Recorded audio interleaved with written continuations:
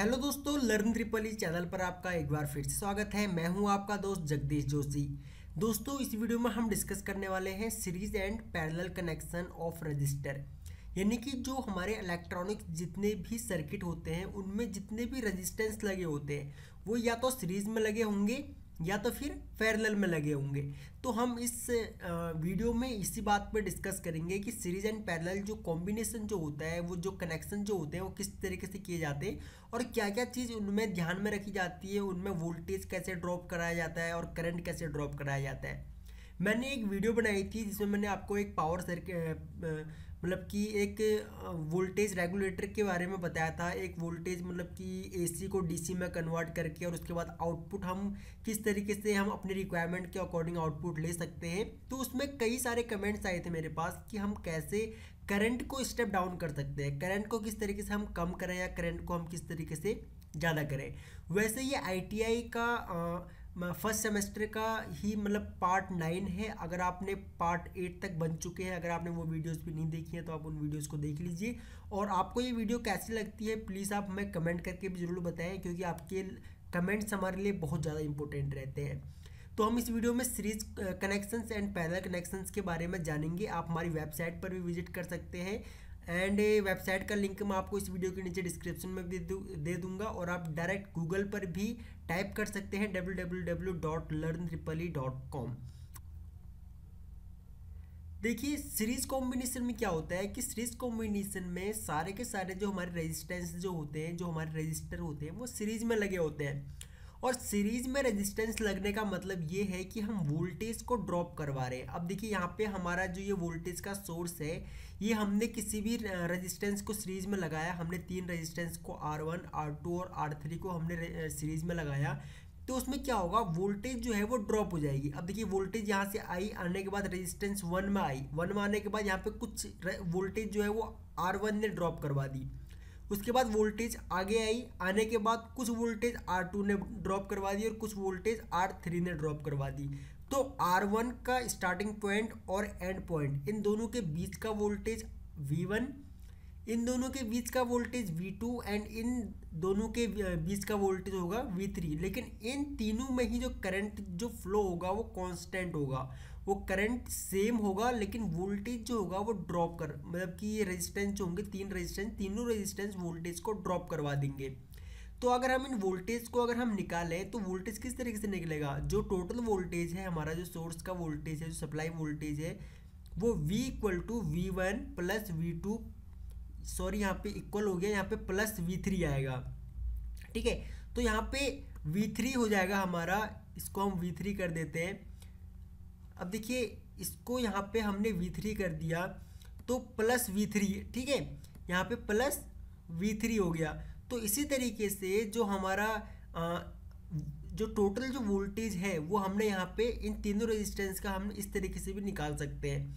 और according to Ohm's law, जो हमारा ओम्स लॉ बोलता है हमसे, ओम्स लॉ के अकॉर्डिंग क्या होता है हमारा वोल्टेज, क्या होता है वोल्टेज होता है हमारा IR, यानी कि V = IR। IR means current multiply by resistance. तो इसी तरीके से इस V को हम I × R लिख सकते हैं, है ना, क्योंकि हमें वोल्टेज निकालना है तो हम इस वोल्टेज को I × R लिख सकते हैं। और I × R = I multiply by R1। अब देखिए ये I हमने R1 और V1 के लिए कांस्टेंट लिया हुआ है।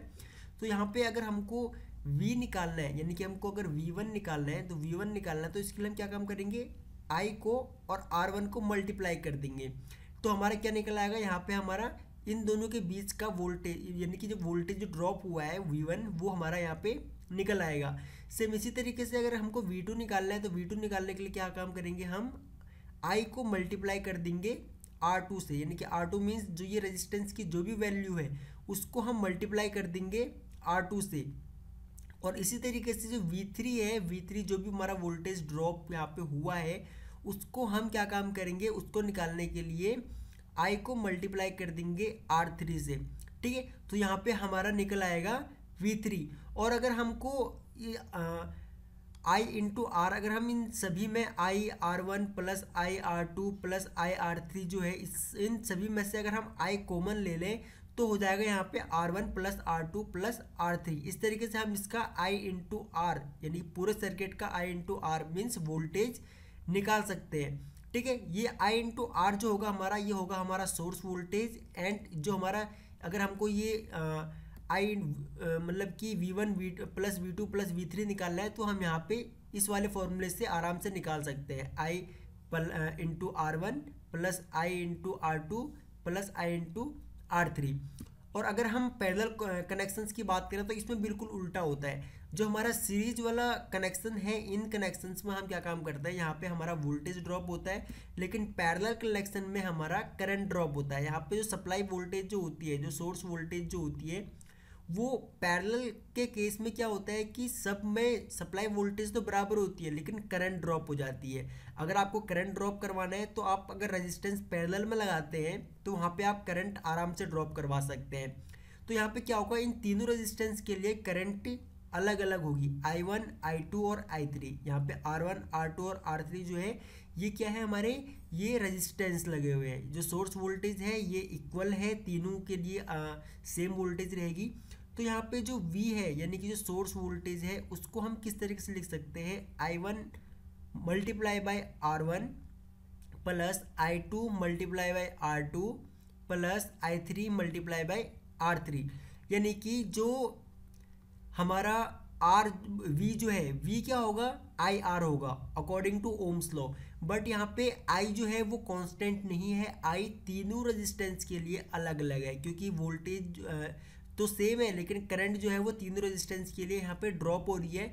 तो I1 अगर हमको निकालना है, अगर हमको ये I1 निकालना है तो कैसे निकालेंगे हम, I1 निकालने के लिए हम V अपॉन आर, ठीक है, V अपॉन आर होता है I। अगर हमको करंट निकालना है तो according to Ohm's law V upon R होगा। तो यहाँ पे R क्या है हमारा, R1 है, R1 की जो भी वैल्यू होगी हमारी वो V अपॉन R1 अगर हम लेंगे तो यहाँ पे हमारी I की जो है वो जो I की वैल्यू है वो हमको निकाल सकते हैं हम। तो यहाँ पे I जो है हमारा वो I1 है, तो यहाँ पे हम इसकी वैल्यू निकाल सकते हैं। सेम इसी तरीके से हम I2 के लिए लेंगे तो V अपॉन R2, हम ये R2 ले लिया हमने, और I3 के लिए हम V अपॉन R3 ले लेंगे। अगर हम इस पूरे सर्किट का अगर हमें करंट मालूम करना है कि पूरे सर्किट में कितना करंट फ्लो हो रहा है, तो वो हम आसानी से अगर हम ये तीनों I1 I2 और I3 अगर हम निकाल लेते हैं इन तीनों रेजिस्टेंस का इनपुट करंट, तो हम आराम से इनको प्लस करके हम जो I है हमारा यानी कि टोटल जो करंट है हमारा इस सर्किट का वो हम आराम से निकाल सकते हैं, I1 plus I2 plus I3। Same इसी तरीके से अगर हम I हमको निकालना है तो V अपॉन में R1 प्लस V अपॉन में R2 प्लस V अपॉन में R3। अगर हम देखिए, अगर आप इस तरीके से भी निकाल सकते हैं, आप मतलब कि अलग अलग निकाल लीजिए, I1 निकाल लीजिए V अपॉन में R1, फिर उसके बाद I2 निकाल लीजिए V अपॉन में R2 और I3 निकाल लीजिए V अपॉन में R3।